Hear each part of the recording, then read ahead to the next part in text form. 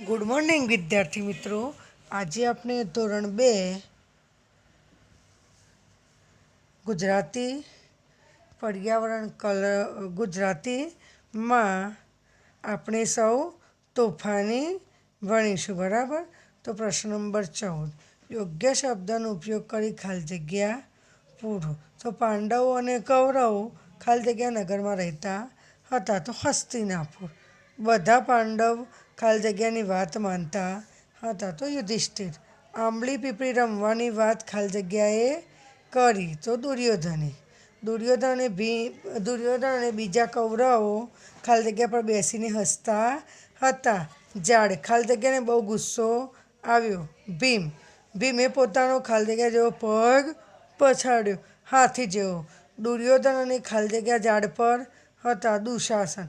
ભીમ પછી ખાલી જગ્યા પર દાવ આવ્યો। તો દુર્યોધન। ચલો આગળ। સાચા વાક્ય સામે સાચું અને ખોટા વાક્ય સામે ખોટું કરી ફરીથી વાક્ય સુધારીને લખો। તો ભીમ માટે કૌરવોના મનમાં બહુ જ પ્રેમ। ખોટું। ભીમ માટે કૌરવોના મનમાં બહુ જ ખીજ। ચલો બીજું। છેવટે દુશાસન પર દાવ આવ્યો। ખોટું। છેવટે દુર્યોધન પર દાવ આવ્યો। ત્રીજું। કૌરવો ઝાડ પરથી નીચે પટકાયા। કૌરવો ઝાડ પરથી નીચે પટકાયા સાચું છે એટલે એનું જ લખવાનું। કૌરવો અર્જુનને ખીજવવા માંડ્યા। તો ખોટું। કૌરવો ભીમને ખીજવવા માંડ્યા। પાંડવો યુધિષ્ઠિરની બધી વાત માને। તો સાચું છે। દુર્યોધન અને તેના બીજા 100 ભાઈઓ હતા। દુર્યોધન અને તેના બીજા 99 ભાઈઓ હતા। ભીમે ઝાડ હલાવી એટલે પાંડવો નીચે પડ્યા। ખોટું। ભીમે ઝાડ હલાવી એટલે કૌરવો નીચે પડ્યા। હવે 8મું। સૌપ્રથમ ભીમનો દાવ આવ્યો। તો સાચું છે। અર્જુન અને યુધિષ્ઠિરને રમવાની ના પાડી। તો ખોટું। ભીમ અને અર્જુને રમવાની ના પાડી। હસ્તિનાપુરમાં પાંડવો અને કૌરવો રહેતા હતા। હસ્તિનાપુરમાં પાંડવો અને કૌરવો રહેતા હતા। તો એ સાચું હતું। પ્રશ્ન નંબર 16, વાક્ય વાંચી અને એના જેવો અર્થ ધરાવતું વાક્ય શોધો। ખાય પીએ રમે અને મજા કરે, બધી રીતે મજા કરે। મનમાં બહુ જ વેર, તો મનથી ખૂબ જ દુશ્મની। ડાળી સાથે નીચે જશું, તો ડાળ પરથી જમીન પર પડશે। હાથી જેવો પગ પછાડ્યો, શક્તિશાળી પગ પછાડ્યો। જોરથી મુક્કો માર્યો, પૂરી તાકાતથી મુક્કો માર્યો। ઊંઘે માથે પડ્યો, ઊંધે માથે પટકાયો। પ્રશ્ન નંબર 17, શબ્દોને યોગ્ય ક્રમમાં ગોઠવી વાક્ય બનાવી લખો। તો નામનું હતું હસ્તિનાપુર નગર, તો હસ્તિનાપુર નામનું નગર હતું। રમવાની ભીમ અને અર્જુને પાડી ના, તો ભીમ અને અર્જુને રમવાની ના પાડી। તો આવ્યો દાવ ભીમનો, તો ભીમનો દાવ આવ્યો। ગયો ઝાડ ભીમ નીચે, તો ભીમ ઝાડ નીચે ગયો।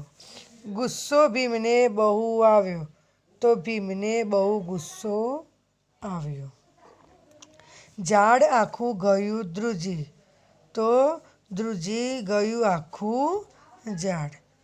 બોલેલા વાક્ય પૂર્ણ કરો। તો દુર્યોધન, ચાલો આપણે ભેગા મળીને આંબલી પીપળી રમીએ। યુધિષ્ઠિર, હા ચાલો આપણે સાથે રમીએ। કૌરવો, કોઈનો ટેકે ચડશે તો પણ ફેરો એનો ફોગટ જશે। ભીમ, વાત તો સાચી, હું ઝાડ પર કેવી રીતે ચઢું? કૌરવો, મરી ગયા ઓ મારો। 19, જોડો અને લખો।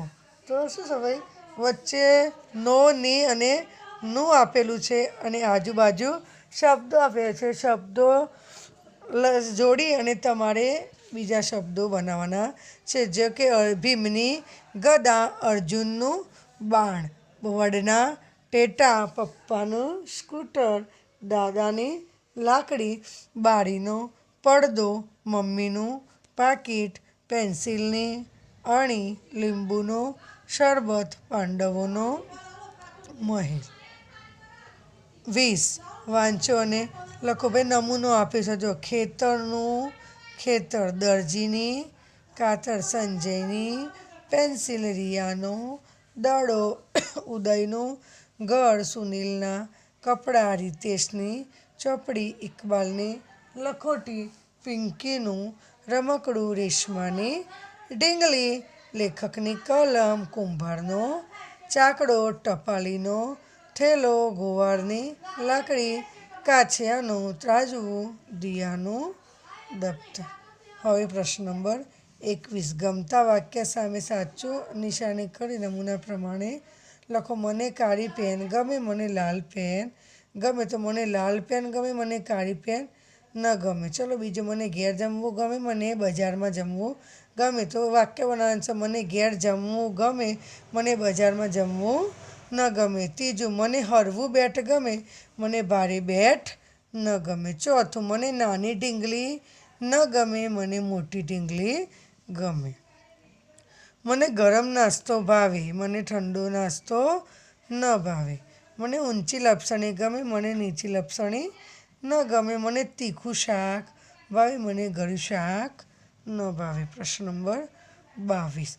વાંચો, સમજો અને ખાલી જગ્યામાં યોગ્ય શબ્દો લખો. રાજા ખુશ થયો તો રાણી ખુશ થઈ. હાથી ન દોડી શકે તો હાથણી ન દોડી શકી. મોર નાચ્યો ઢેલ નાચી. વાંદરો કૂદ્યો વાંદરી કૂદી. પ્રતીક ક્રિકેટ રમવાનો છે, પ્રિયા ક્રિકેટ રમવાની છે. 23. નમૂના પ્રમાણે લખો. હસી હસ્યો દેવાંશી હસી. દેવ હસ્યો. કૂદી કૂદ્યો દેવાંશી કૂદી. દેવ કૂદ્યો. ઉઠી ઉઠ્યો દેવાંશી ઉઠી. દેવ ઉઠ્યો. ચાલી ચાલ્યો દેવાંશી ચાલી. દેવ ચાલ્યો. હવે પ્રશ્ન નંબર 24. ગીતની પંક્તિઓને સાચો ક્રમ આપીને ફરીથી લખો. તો જો હવે પહેલો નંબર લખવાનો છે, દરિયામાં એ રંગો જોવા ચાલ્યા બાળ રાજા. બીજું, રેતીના બંગલાઓ સાથે બેસી બનાવીશું. ત્રીજો, નાની ઢીંગલી મારે રે ખુરશી ટેબલ લાવશું. ચોથું, પાણીમાં છબછબિયા કરશું. પાંચમું, ઊંચા ઊંચા આંભલે સૂરજ દાદા આવશે. છઠ્ઠું, સંધ્યા રંગોને પાણીમાં રે બિછાવશે. બરાબર. તો ગુજરાતીમાં આપણે સૌ તોફાની ભણીશું. બરાબર. તો દરેક વિદ્યાર્થી ધોરણ 2માં પોતાની સ્વાધ્યાય પોથીમાં લખવાનું રહેશે.